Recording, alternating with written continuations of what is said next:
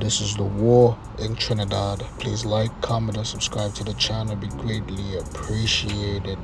So before we even start, I want to say thank you to all my supporters, the subscribers, the new people that's coming in. Thank you for your support, for your viewership. I will continue to keep the content coming. Now, breaking news, man. It's unfortunate, but right now Trinidad is going through a tough time with the killing, and the murder rate is extremely high. So high that there's been 25 murders recorded in the last 15 days. And there's already 217 casualties throughout the year so far. The latest victim, a guy that goes by Kwesi King, 20-year-old, from Cocoa Right, Terrence, was shot and killed last night, Monday, July 14th.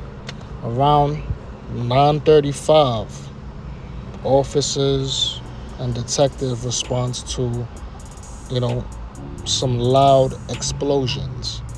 Upon arriving, they see a man laying with multiple gunshot wounds to his head and upper body. He was transported to St. John's Medical Complex, where he was pronounced dead at 9:46. There's an investigation going on. Some people who came forth said he was just lineman around 9:30, and two guys approaching, began shooting him. Now, here's my thing about this. You know how I always go, the notion that I go, right? I tell a lot of people that watch my channel, this time right now is not a time to be liming, to be lollygagging, to be parring with people. You know what I'm saying? You put yourself at risk.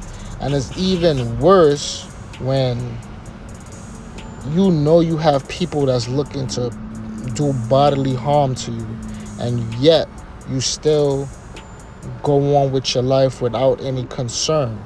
You know what I'm saying? No situational awareness, no type of concern, to move different, to keep a low profile, to survive.